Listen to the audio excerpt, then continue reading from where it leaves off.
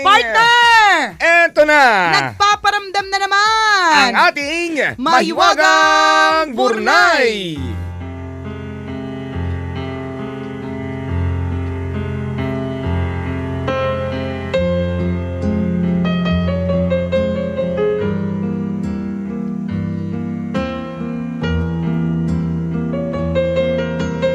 Wait lang po, naglalaway lang po ng sinulid si Nicole.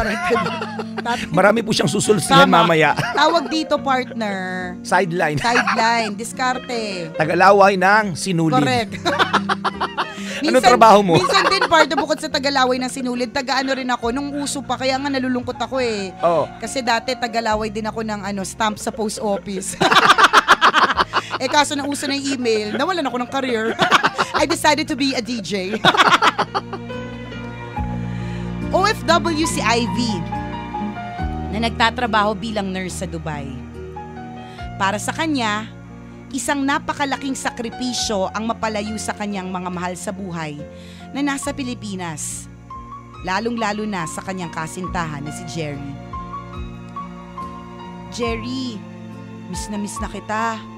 Sana naman magkasama na lang tayo dito sa Dubai. Nahihirapan na ako pero pinipilit kong labanan ng lungkot alang-alang sa mga pangarap natin. Mag-ingat ka palagi ha.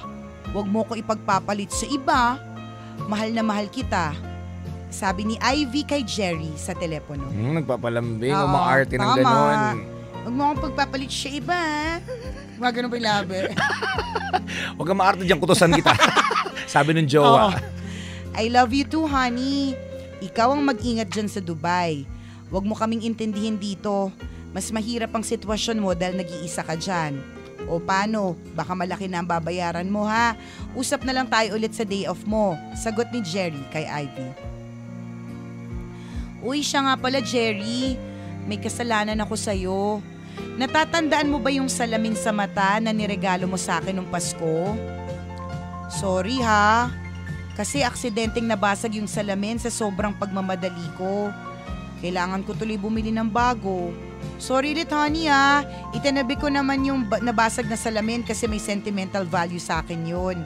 O paano honey? Text na lang muna tayo. Malapit na matapos ang break time ko eh. Bye Jerry. Kinabukasan ay agad na naghanap si Ivy ng optometrist sa Dubai para sa kanyang bagong salamin. Inirekomenda sa kanya ng isang kaibigan si Dr. Chris Medina, isang Pinoy optometrist na nakabase sa Dubai. Sumadya si Ivy sa clinic ni Doc Chris at doon ay nagpasukat ng bagong salamin. Alam mo ma'am, medyo mataas ang grado ng mga mata mo. Makakatulong sa'yo kung naipapahinga mo ng regular ang mga mata mo para hindi ito masyadong nasa stress. Meron akong brochure dito ng mga eye exercises na pwede mong gawin kahit nasa trabaho ka. Parang weird na eye exercise. Nagtatrabaho tayo siya pag gano'n ako ng gano'n. Gano'n ako ng gano'n ako. Yung eyeballs mo, okay, to the right, to the right, to the right. Mamaya to the left, to the left, to the left. Kasama na rin siya ng iba pang tips para mapangalagaan mo yung maganda mong mata. Sabi ni Doc Chris kay Ivy. Naku Doc ha, palabiyo ka pala. Ikaw lang yata nagsabi sa akin na maganda yung mata ko. Tuksuin nga ako nung bata pa ako, nabanlag daw ako. Sagot ni Ivy. Hindi lang marunong tumingin ang mga kalaro mo. Your eyes are perfectly normal. Kailangan mo lang ingatan yung pagtaas ng grado ng mata mo. Within 2 days, ay ready na yung bago mong salamin. Sabi ni Doc Chris. Thank you, Doc! See you in 2 days. Pagkalipas ng 2 araw ay isang text message ang natanggap ni Ivy. Hi, Miss Ivy. Doc Chris here. Nandito ako sa hospital lobby nyo. Dala ko yung bagong salamin na ipinagawa mo. Nataranta si Ivy sa pangyayari. Uy, nag-lipstick agad Tama. yan. Nag-gloss. Nagpa-fresh. Nagmamadali, hinanap yung oil paper. Hindi niya inaasahan ang pagbisita ng doktor. Kinakabahan siya na hindi niya maintindihan at lalo siyang ninerbiyos nang makaharap na niya si Doc Chris sa lobby. Dok, bakit naman nag-abala pa kayo? pwede ko namang daanan sa klinik nyo itong pinagawa kong salamin. Naabala patuloy kayo ngayon, sabi ni Ivy. No, it's okay. I decided to drop by kasi may pupuntahan din naman ako na malapit dito. Wala kang dapat alalahanin, sagot ni Chris. Assuming talaga tong babaitan to. Thank you, Doc, ha? Magkano po pala ulit yung salamin? Tanong ni Ivy. Nako, it's on me, Ivy. You don't have to pay anything. Consider it as a gift. O paano? Tuloy na ako, ha? Sabi ni Doc Chris. Boy, kilig na naman to si Ivy. Ivy, oh! Nakalibre salamin. Correct. Teka, Doc, wait. Bago pa makapagpasalamat si Ivy, ay agad nang umalis ang doktor. Habang hawak ang kahon ng bagong salamin, ay napaisip ng malalim si Chris. Ano bang ibig sabihin ng kabaitang ito sa kanya ni Doc Chris? Alam mo mga babae, assuming, what if? Meron naman talaga siyang lakad sa tabi. Totoo yan. Assuming At talaga. saka talaga may mga freebies sila pinamimigay. Correct. Tapos tapos masasaktan. Tapos iiyak, mag-move on, hindi naman kayo. Ayos eh. Huwag asa ng asa para hindi nasasaktan, ha? Ano nga ba ang ibig sabihin ng kabaitang ito sa kanya ni Doc Chris? Pagsapit ng gabi ay muling nag-text si Doc Chris kay Ivy.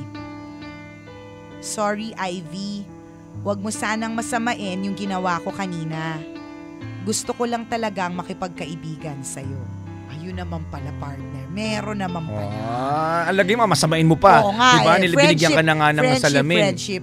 At ito ang reply ni Ivy sa kanya. Pasensya ka na din, Doc. Nagpapasalamat ako sa kabaitan mo sa akin. Pero sa tingin ko ay hindi magiging maganda sa paningin ng boyfriend ko kung ipagpapatuloy ko ang ganitong paraan ng pakikipag-ugnayan. Please consider this as my last text to you. And you can also stop sending messages sa number ko para hindi na maging komplikado ang mga bagay-bagay. Thank you, Doc. I appreciate your kindness. Wow, ganda mo, te! Pakikipagkaibigan lang, alam mo may something kayo, no? Ikaw yung may problema, hindi si Doc. Si babait. Alam mo kung ako yung doktor? Yes, piling maganda naman tong girl. Nakakalurky yung, pero sa tingin ko, hindi magiging maganda sa paningin ng boyfriend ko. Ipagpapatuloy ko ang ganitong paraan ng pakikipag-ugnayan. Ugnayan agad, matindi ugnayan agad yun. Binigyan ka lang ng salamin. Kaya nga.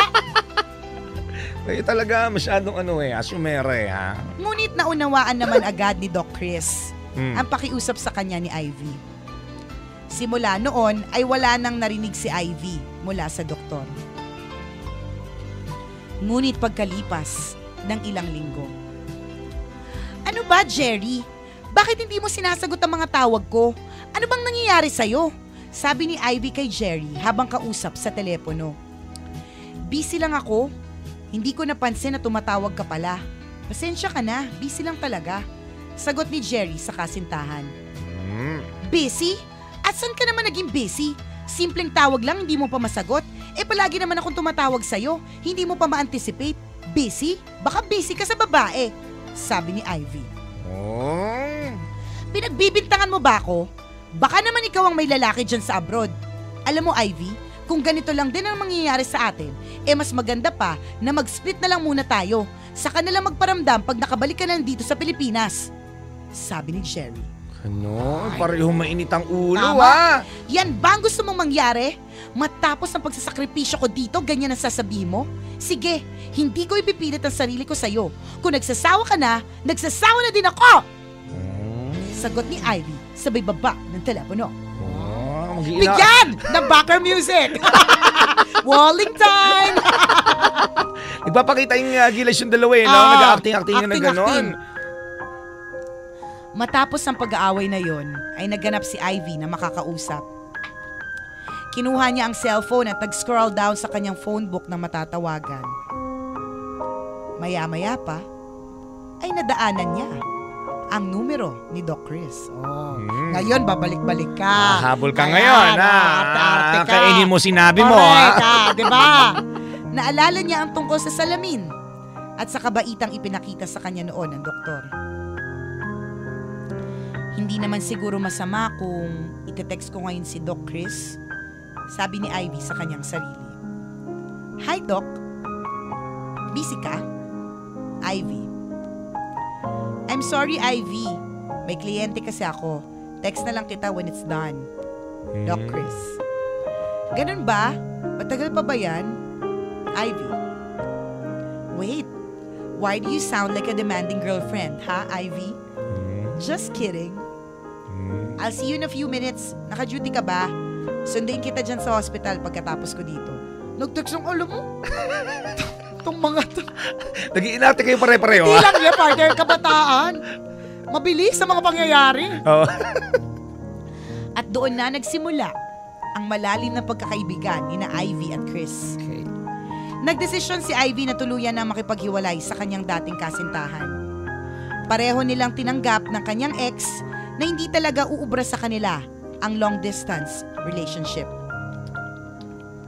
Sa kabilang banda, ay ipinagpatuloy naman ni Doc Chris ang panliligaw sa dalaga. Yes!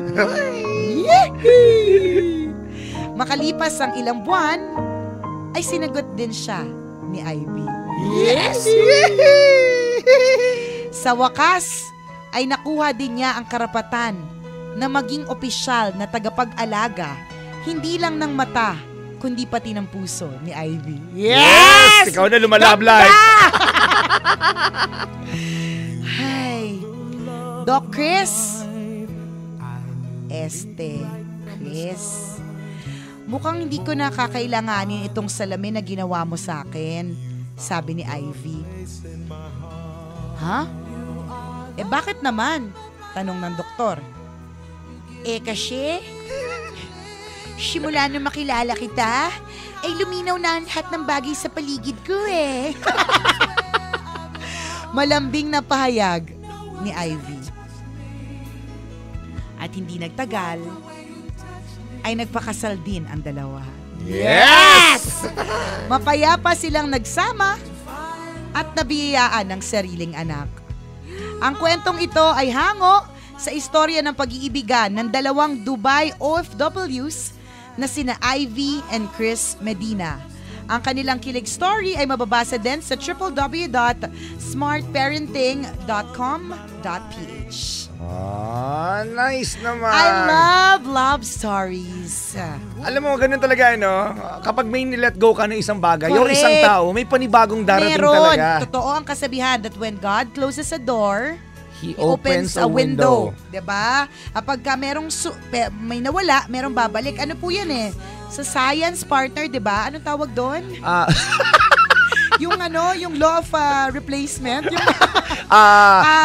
if displacement happens. Diba? There is an equal possibility of the pi of 3.1416 is the root. Oo, nakalimutan ko tuloy. Ano ba yan? Sa physics yan. Diba? Ganun na. Sa physics, sa lahat na po ng aspeto, mga kabisyo, yun po ang laging sinasabi. Na kapag ka may nawala, laging may papalit. Correct. Diba? Totoo yan. So, what goes up must come down. Ganon. Karma yun eh. Ay, di. Ano yan? Oo, totoo yan. Basta yun na yun. Pag may umalis, may darating. Nakakatawa. Hindi, ganun talaga. Life in general, hindi man sa sa buhay pag-ibig. Diba? Na kapag may nawala sa ating bagay, tao, o kung ano man, masakit syempre na mawala ng mahalaga sa atin. Pero umasa tayo na darating minsan isang araw. And the pain. Oh. Nadidistract ako, may ulan. Palakpakan nyo, may nagpiprito. And the pain. Anong pinatugtog mo na yung nagpiprito? Anong kanta yun? If I Should Love Again. May nagpiprito sa intro? Pakinggan na natin ulit. Nadistract ako eh. Huwag na mawala yung momentum. Diba? Ano yun eh, mga kabisyo eh. Ganun talaga. It'll be painful. Masakit. Sigurado. Siyempre, mawawalan ka eh. Correct. Diba? Pero pakatandaan, kaya nga siya umalis. Ibig sabihin lang yan, kung sa aspeto ng pag-ibig ibig sabihin lang nun, hindi kasi siya yung para sa'yo. That's why you had to leave. Tapos Correct. na yung tapos na yung parte niya sa Tama. buhay mo. So, sabi ni Lord, pag nagtagal pa yung lalaking yan sa buhay mo, hindi na siya makakatulong, makakasama na siya. Diba? Kaya kailangan ng alisin ni Lord sa'yo. Tsaka, hello, may bago. Oh my gosh, diba? Isipin mo yun. At ma-excite ka doon. Totoo yan mga kaibigan. Ma-excite ka kung sino man yung bagong darating sa buhay mo. Tama! Sino kaya yan? Di ba? Mamaya, malay mo, makilala mo na. Correct. Di Malay natin mo, bukas, makilala mo na. Hindi natin masasabi. Diba? Ganun ang buhay. Di ba? Tikim ng tikim hanggat meron. Correct. Hindi... Collect and then select. Correct. Alam niyo po mga kabisyo, may mag-alala. There's a God that will take care of us. Siya bahala sa love life natin. Tama. Pero kailangan... syempre, kailangan mo rin lumandig katulad ni Ivy, 'di ba? Kakaaway lang nila ni Jerry, anong ginawa? Naghanap agad ng textmate. O, 'di ba? Landi lang na landi, gano'n. Hindi, kumbaga, maging choosy ka rin sa mga susunod na pagkakataon para hindi ka na mapahamak pa. Pwede rin. Diba? Hindi, hanggat maaari, maging pang matagalan na yung relasyon ninyo. Correct. Diba? Kailangan na may tamang pagpili. Tama, diba? pwede rin. Kailangan diba? choosy ka. Hindi rin na basta-basta. Sabi nga, partner, your hardest times often lead to the greatest moments in your life. Oh. So keep the faith. It will all be worth it in the end. Tingnan mo, diba? It was really very, very difficult, I'm sure, for Ivy to let go of Jerry.